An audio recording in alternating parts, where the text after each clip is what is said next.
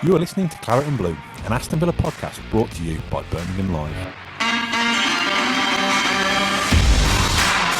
Hello and welcome back to another episode of the Claret Blue podcast. Aston Villa have yet again failed to win a game of football. Matt Kendrick, just talk at me so I don't have to do anything in this episode. Just talk at me.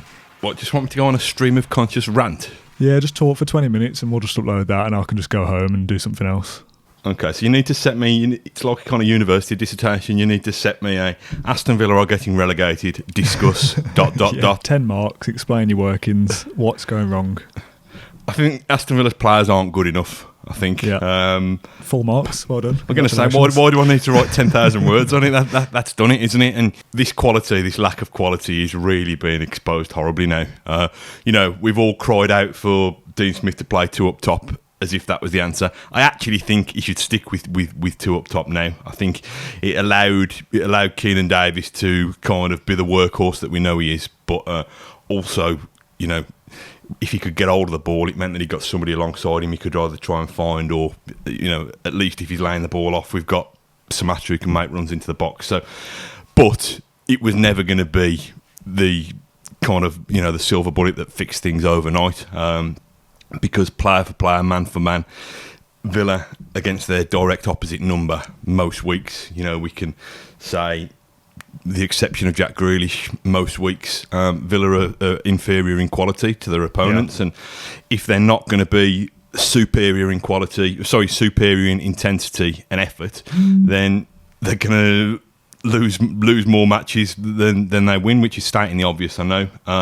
Like Dean Smith has come out post-match, hasn't he, and kind of aimed a little pop or a little dig at the Premier League for making Villa play so many games in a short period of time. Is that really a good excuse? It's one of these ones where it's kind of, me who's a lazy five-a-side player who plays football once a week, and you who, although you've embarked on this intense fitness plan and you're going running every night, we don't know, do we, what professional sport fatigue actually is or feels like or does to those kind of, those kind of little edges and those little differences between people's games. We're not the only ones in that boat, though, are we? Wolves have played, their season started last July. I've seen Villa put in flat performances in pre-season before. I've seen Villa put in flat performances slap bang in the middle of the season. So I think regardless of how the fixture list, what it throws at them, that's why Premier League clubs have kind of vast squads. That's why Premier League clubs have, kind of £1 million kind of training, multi-million-pound training grounds and conditioning teams and stuff like that. So, like you say, kind of over the course of it all, it probably kind of everybody has to suffer the same issues. So I can understand. Like, listen, Smith's kind of he's a man under pressure, so he doesn't want to kind of point the finger at his team. He doesn't want to point the finger at himself. So it's a bit of diversionary kind of deflection tactics to me. But I've been talking like you demanded. Do you want to get a word in edgeways or? I'm just annoyed now. I've done a few tweets throughout the game, and I tweeted one that kind of sums up, it might as well just be the title of this episode, to be honest, that I'm just sick of seeing rubbish footballers now. And I think there's been a lot of kind of talk post-match about, the players don't look like they care, or they don't look like they're willing to put the effort in. And I'm not fully convinced that's true. I don't think it is the fact that they don't care. Perhaps one or two of them might, but there was the whole talk we did on the last episode about people are saying Grealish knows he's off, so he's not interested. And again, I don't buy into stuff like that really. I just think that the quality of the footballers that we've got are not good enough, and we're 19th in the Premier League for a reason, because that's the standard of footballer we've got. It's just frustrating that because of how last season went and we win those 10 games in a row and clinch promotion, and then I've said before about how you kind of feel like we're on the road to building something, and you can't do that if you get relegated. It felt like it was supposed to be the start of Villa putting a 5 or 6 year plan together and kind of cementing themselves back in the Premier League. And all that's going to be undone now, isn't it? Because the likelihood is we're probably going to go down. We've got 6 games. We're a game behind our rivals now, who all play tomorrow. I suppose the only slither of silver lining is that if they lose again tomorrow, again, there's been no movement and it's just one game less to fight for, and that points total comes down again to 32 or 33 or something. But it's just frustrating. I'm just bored of it now. I don't know. I feel like we run ourselves around in circles, because as much as football is this thing that is just ingrained into you, and you kind of that will never go away. This part of your life just brings you so much misery, and it's like I'd love to just zone out from it for 6 months and not have to think about it, but it doesn't work like that. But this football comes round, and at the moment every 3 or 4 days, and just kicks you while you're down, and you start today thinking, oh well, 2 up top, maybe this is the day that we start to improve. And even being 0-0 at half time, when I thought we'd get battered by Wolves, you have that little bit of hope inside you that thinks, oh, if we sneak a goal here, we might be okay. And you lose 1-0, and that feels all the more frustrating, that if we were slightly better or slightly more coherent as a side, we might have snuck something today. And ultimately we haven't, and we're 19th, and I don't know, I'm just sick of it now. I don't know what else to say apart from just calling the episode here and going. What I would say is, it's an interesting point you make about kind of, we've had a kind of break from football, so it gave us that appetite to get it back. What I'd say, it's kind of Aston Villa kind of ruining weekends since 1874. Again, this comes back to the behind closed doors thing for me. Put a performance alongside to one side for a minute, and the result, it's supposed to be escapism. At least if you're at Villa Park today, you can go and have a moan to the bloke next to you, or you could go and have a whinge or a chant or a boo if you're that way inclined. Whereas, like I say, it's supposed to be an alternative to kicking the cat, going to watch the football. But if you're having that moan and that whinge in your own home anyway, there's no fun in it, is there, in the football that we're seeing at the moment? And obviously part of that is performance related as well. But the fun of football, I think I've realised now, isn't it? I mean, it's pretty obvious, isn't it, when we're rubbish at the actual game itself? But it's not about the 90 minutes, is it? It's about going in that routine of a match day and meeting family or friends and having a drink and a sing song and travelling the lengths of the country to go and support the team with people that you enjoy spending time with. That's what the fun of football was. And now that we just have to tune in on the telly for 90 minutes and listen to Glenn Hoddle as well. Jesus Christ. What an absolute joke of a commentator, by the way. It's not fun, is it? And when that's coupled with losing football games and being 19th in the Premier League, it's hard to look at that and think, oh well, this was a positive or that was a positive. The only kind of little positive I can think of is that maybe the goal difference might be important later down the line, that it was only 1-0, and that's the worst positive that I think I can find. But I felt like it would be a 3 or 4-0 today, is how I thought I saw it was going in my head. So maybe if it comes down to it, we'll look back at that and think that 1-0 for goal difference was okay. Well, listen, you've spoken about the quota of fun. Don't you think we used up our quota of fun last year? We ain't going to get any fun anytime soon. We've had the trip to Wembley this year as well, haven't we? What are we thinking? We've had a cup run. That was our fun this year. What I'd say about Glenn Hoddle was. I love that. I've just made a couple of points about the game there, but the one you want to pick up on is Glenn Hoddle. That's what this podcast is. This is what the escapism is for football. Let's just talk about something else. But I used to like Glenn Hoddle and Chris Waddle, and not just because their names rhymed, but they were my favourite non-Aston Villa players as a young man then, as a young lad discovering football in the kind of mid to late 80s, and then kind of really ramping it up through the 90s.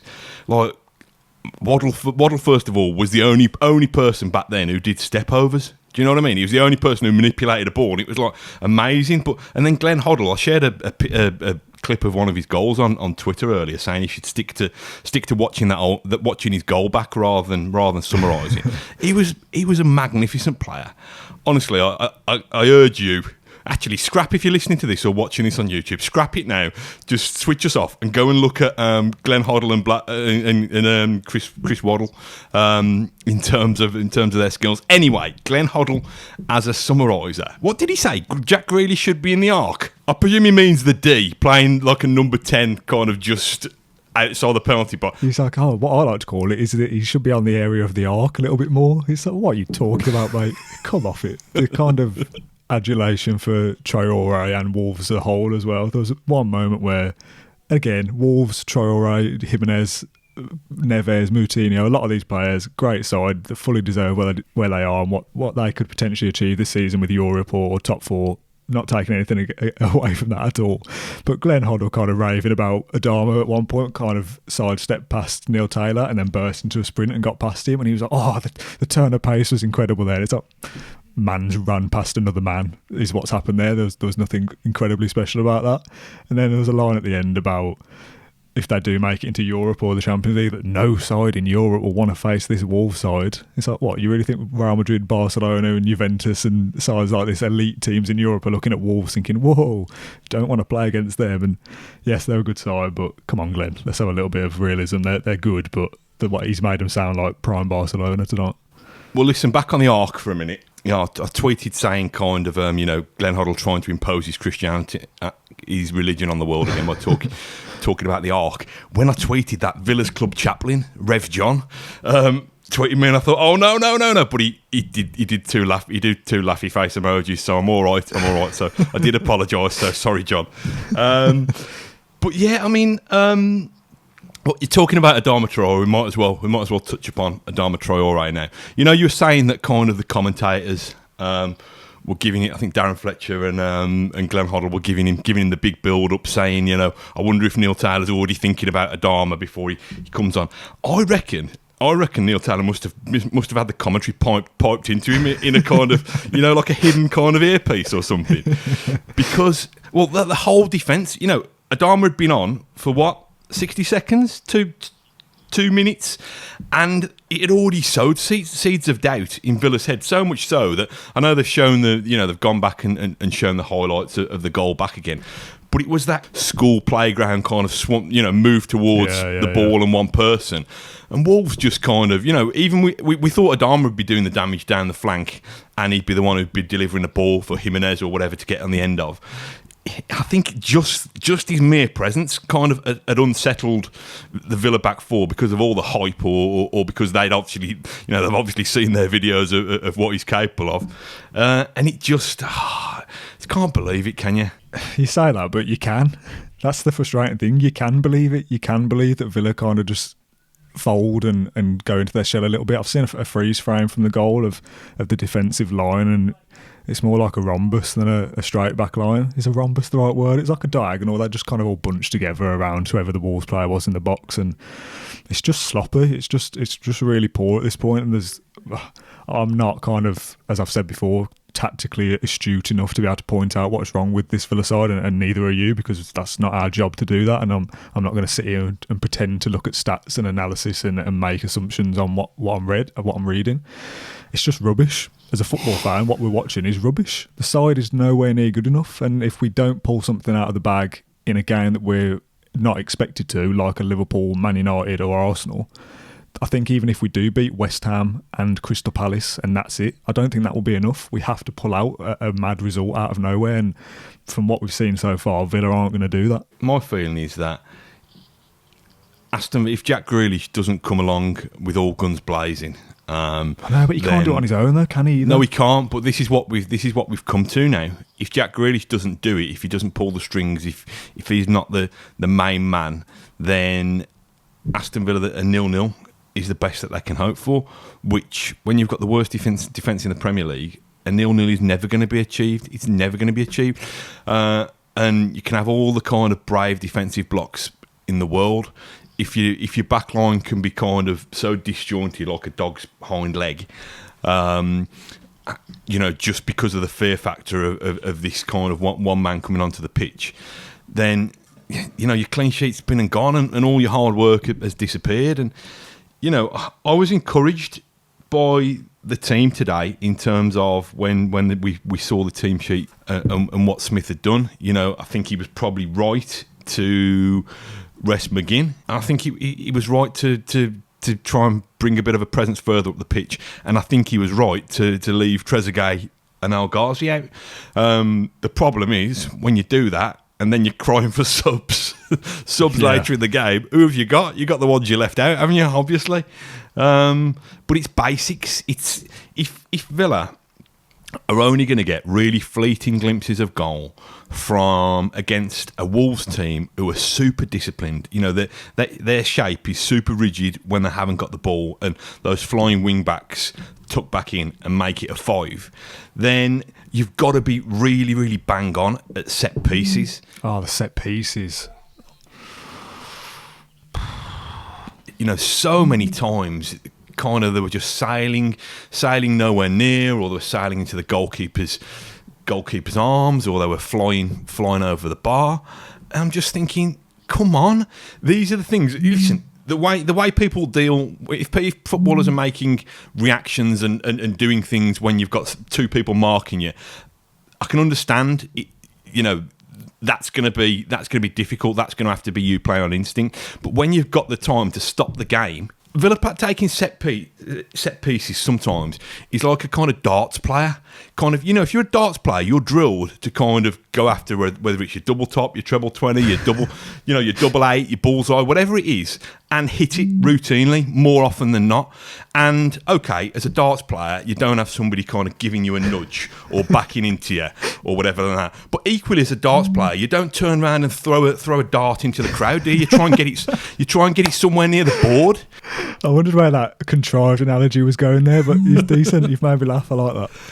But it's true though, isn't it? That's your one moment where you stop the game and you do the things that you've been drilling relentlessly all week in training. And if you can't do that, might as well all go home, haven't we? Well, we are all at home. I tweeted during the game, which is something that my driving instructor said to me once, where on the road, again, I'm going to take you down a little analogy. What was it that he said, by the way? Was it, Christ, Dan, open your eyes, Dan, you're going to kill us both? He said to me once, whenever you're faced with like a 50-50 decision, you can either do the right thing or the wrong thing. He says you'll do the wrong thing every single time. Like you can either, when you're waiting to pull out and there's a stream of cars come in and you should wait for the gap and that's the right choice to go.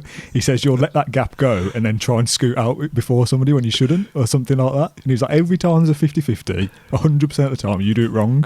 And that came to me during the game and I tweeted it saying that, why is it that Villa always do that? If we have a set piece and Tyrone Mings and Courtney Hawes and Ezri Konsa all go up for it and we play it short. I don't know where this bad decision making comes from, and somebody replied to my tweet saying it's bad coaching, but is it bad coaching for players to make wrong decisions so regularly? Even if you reduce us down to being a one-man team with Jack Grealish or a good enough championship side but nowhere near good enough for the Premier League, like you say, if you're going to get even 3 or 4 half decent set pieces a game, whether that be a corner or a deep cross or whatever it is, even if you're only good at that part of the game and for the other 85 minutes you're terrible, if that does enough to nick you a point or 3, we'd all take that at this point. But we can't even be good enough to take advantage of those fleeting set pieces as well. So if we can't even do that, there's very little hope, isn't there, I think? Can I lighten the mood a little bit? Go on then. Let's talk about that goalkeeping howler. Oh, mate. I'd forgotten all about that. I don't know how. What on earth was that? It was like when you play FIFA or Pro Evo against someone who doesn't know the buttons and they just throw the ball out and it just rolls straight to you. It was like that. It was like playing a kid on FIFA that doesn't know what button to press and they just press the wrong button. Again, it's laughable, isn't it, that if that's your goalkeeper, what kind of confidence does that instill to the rest of the team when he's literally throwing the ball away to the opposition?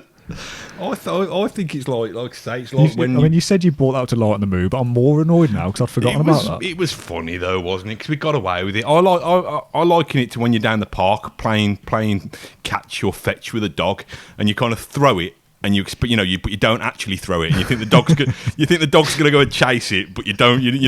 Except in this case, the kind of dog was the intelligent one, and the thrower kind of actually let it slip.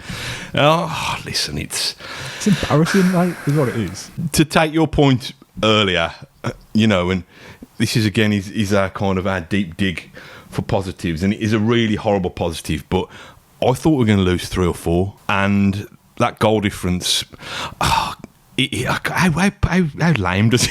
How lame does it sound? How low have we sunk that we're clinging to? It's like the last episode, isn't it? When we were looking at it, going, "Oh well, if Bournemouth lose or if Watford lose, then we kind of get away with it." And that's what we'll be doing tomorrow. We'll be hoping all the sides above us lose, just in the hope that we've not lost any ground except one less game played. But the fact that we're scrambling around thinking that losing 1-0 to Wolves might help our goal difference in a month's time is pathetic. We should be far better than that. And I think even if we were all expecting a relegation scrap this year, or not all of us, but certain fans were expecting a relegation scrap this year, I don't think we were expecting us to be so pathetic as we have been and to be kind of going down without a fight at this point. I think we all thought that Dean Smith would give it a good go, and there was a selection of half-decent players in that squad who would kind of give it their all, and the fact that we're kind of just meandering around the pitch doing nothing it's just embarrassing. Oh, goodness me.